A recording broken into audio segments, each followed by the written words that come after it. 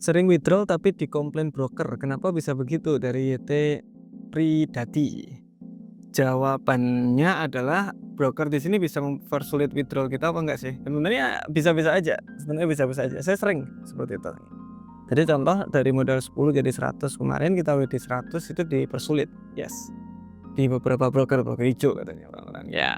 Jadi broker di sini ketika kita mau pilih broker itu harus regulasinya yang jelas. Jadi bisa biar apa ya, kalau ada apa-apa itu bisa dipertanggungjawabkan gitu loh. Regulasinya jelas aja kadang-kadang masih dinego untuk kita withdraw. Serius, masih dinego.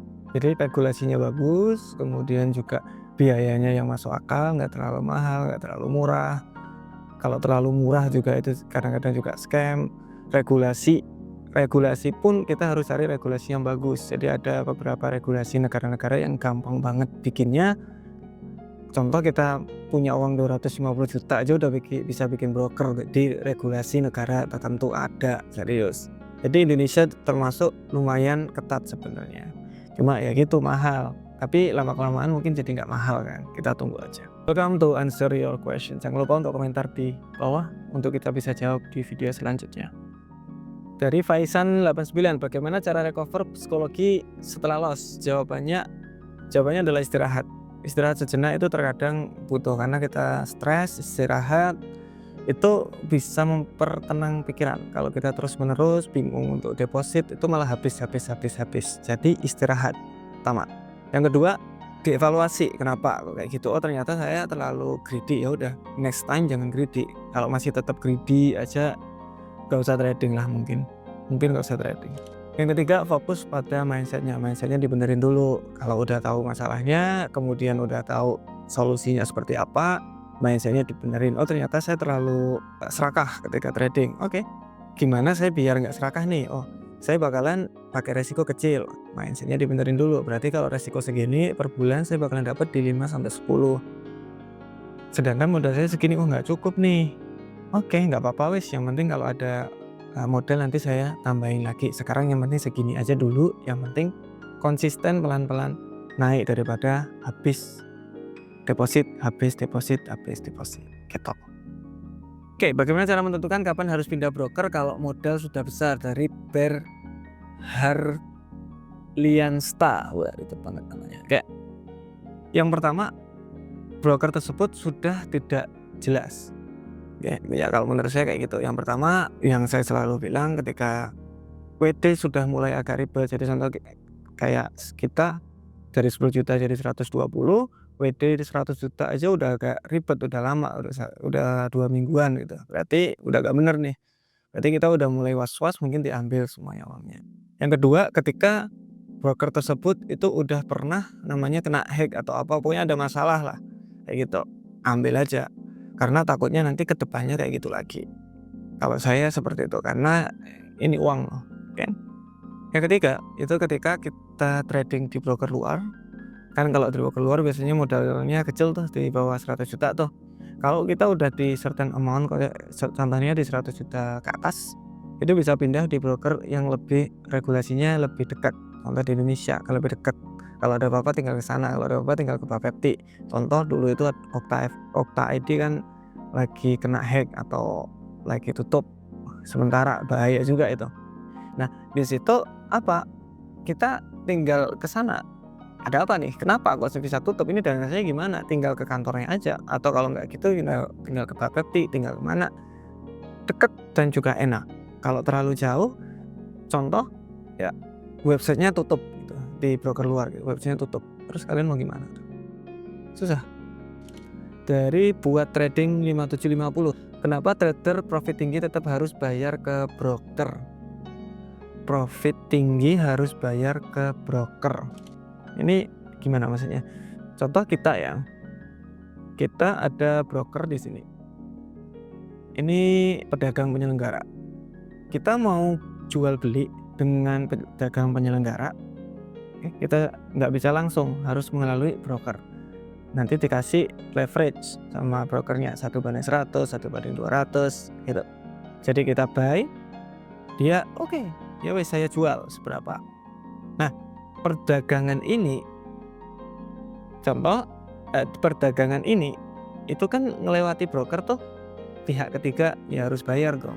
Pertama mungkin bayar komisi, kemudian di LP harganya 1.000, di broker paling ya ditambahin dikit lah 1.010, 10-nya di sini untuk brokernya. Jadi contoh kita beli beras harganya 100.000, kemudian kita jual, kita beli beras di pabrik harganya 100.000, kita jual ke orang jadi 100 rupiah. Jadi 100 rupiahnya adalah untung dari kita. Itu yang dinamakan spread. Kita untung kita rugi tetap bakalan diambil sama broker, spread sama komisi. Nah karena dia hanya penengah aja, jadi kamu mau beli oke, mana ada yang mau jual enggak, jadi cuma seperti itu. Pihak ketiga. Bagaimana cara membedakan konsolidasi dengan breakout? Konsolidasi dengan breakout. Mungkin pertanyaannya ini fake out sama breakout mungkin maksudnya ya. Kita lihat aja di USD CHF sekarang. Nah, ini ada area-area yang memang nih harga itu kelihatan udah ngebreak nih, ternyata balik lagi. Harga udah ngebreak nih, ternyata balik lagi. Kenapa? Breakout-nya kurang bagus. Breakout itu harus benar-benar signifikan, panjang, atau 3 candle. Teman-teman bisa cek video di sebelah sini aja. Jadi contoh di sini ada kayak gini. Ada konsolidasi. Breaknya cuma sedikit segini, itu berarti bukan break, itu bisa jadi fake out. Tetapi ketika breaknya itu seperti ini, berarti ini benar-benar bakalan naik signifikan. Nah, bedanya kayak gitu. Atau yang tadi itu ada 3 warna yang beda, contoh hijau, itu berarti sama seperti satu candle panjang momentum. Itu yang membedain. Ini yang benar breakout, yang tadi ini bukan. Itu namanya fake out. Biasanya kembali lagi harganya. Jangan kegocek. Metode scalping saya win rate 54 sampai 56. Bagaimana cara meningkatkannya? Nah, ini menarik. Untuk saya fokus pada jam terbangnya. Skill ini memang butuh diasah. Teman-teman lihat probabilitas scalping saya waktu live trading Senin sampai Jumat jam 2 atau jam 7 itu lumayan besar juga ya, karena jam terbangnya udah tinggi. Kalau teman-teman masih baru mengharap jam terbang tinggi ya enggak bisa.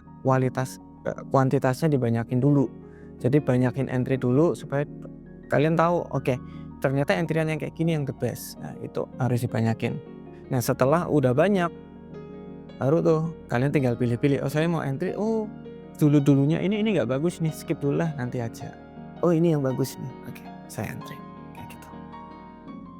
Apakah window dressing benar-benar terjadi di akhir tahun atau di Desember? Dari Malik 13. Jawabannya adalah yes. Teman-teman lihat bulan Desember kita banyak sekali lossnya per minggu loss, minggu ketiga loss, banyak sekali lossnya. Kita hanya dapat di 600 segini. Scalping aja saya cuma dapat di 139 pip 1 bulan. Jadi agak susah untuk cari dapat di market waktu Desember. Karena investor itu biasanya ambil profit. Ambil profit kemudian biar bagus portofolionya. Jadi kelihatan 1 tahun ini bagus nih. Kita udah profit segini. Jadi kayak gitu. Kemudian biasanya di awal tahun ada namanya January effect. Pasar-pasar biasanya emas dan lain-lain itu biasanya naik bullish karena antusiasme orang-orang kan dari Desember udah dapet tuh, habis gitu mau masuk di market. Makanya ada bullish market biasanya di Januari. Jadi kita harus ngapain tuh ketika Desember? Ya sesuai sama trading plan aja, nggak perlu dirubah. Tetapi kalau loss stop dulu. Karena kalau terus di loss itu habis nanti modalnya. Karena ya memang terkadang Desember itu kurang begitu bagus untuk kita trade. Jadi nyantai aja, yang penting resikonya kejaga. See you next video. Bye bye.